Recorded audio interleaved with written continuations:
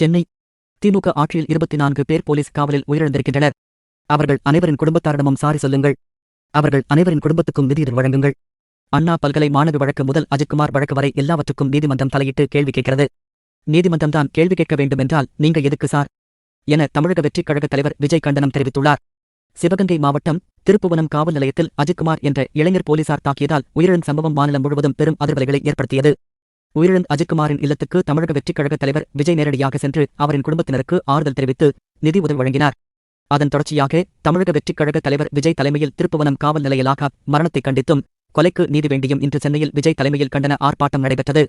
இதில் கடந்த 4 ஆண்டுகளில் லாக்அப் மரணங்களில் தங்கள் உறவுகளை இழந்தவர்களின் குடும்பத்தினரும் மேடையேற்றப்பட்டனர். இந்த ஆர்ப்பாட்டத்தில் விஜய் பேசுகையில், திருப்புவனம் வடப்புறம் அஜித்குமார் சாதாரண குடும்பத்தைச் சேர்ந்தவர். அந்த குடும்பத்துக்கு நடந்த கொடுமைக்கு முதல்வர் ஸ்டாலின் சாரி சொன்னார். நல்ல விஷயம்தான். ஆனால் உங்களின் ஆட்சியில் 24 பேர் காவல் நிலையங்களில் இறந்திருக்கின்றனர். அவர்களிடமும் சாரி சொல்லுங்கள். அவர்களுக்கும் நிதியுதவி வழங்குங்கள். சாத்தான்குளம் ஜெயராஜ் பென்னிக்ஸ் வழக்கை சிபிஐக்கு மாற்றிப்போது விமர்சித்தீர்களே, இது தமிழகத்துக்கு அவமானம் என்று சொன்னீர்கள். இப்போது ஏன் இந்த வழக்கை சிபிஐக்கு மாற்றினீர்கள்? இப்போதும் சிபி RSS பாஜகவின் கைப்பாவையாகத்தானே இருக்கிறது. நாங்கள் நீதிமன்றத்தின் மேற்பார்வையில் சிறப்பு புலனாய்வு குழுவின் விசாரணை கேட்டதால் பயந்து போய் சிபிஐக்கு மாற்றியிருக்கிறீர்கள். ஏன் ஒன்றிய அரசின் பின்னால் ஒளிந்து கொள்கிறீர்கள்? இன்னும் உங்கள் ஆட்சியில் எத்தனை அடாவடிகள்!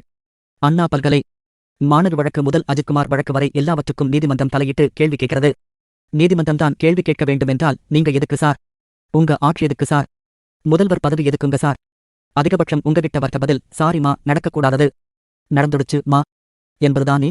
இந்த வெற்றி விளம்பர மாடல் திமுக சர்க்கார் இப்போ சாரிமா மாடல் சர்க்காரா மாறிடுச்சு. இந்த இன்அபிலிட்டி அரசாங்கம் ஆட்சியை விட்டு செல்வதற்கு முன்பு நீங்க செய்த எல்லா தவறுகளுக்கும் பரிகாரமா சட்டம் ஒழுங்கை நீங்களே சரி செஞ்சாகணும். இல்லன்னா மக்களோடு மக்களா நின்று உங்களை சரி செய்ய வைப்போம்.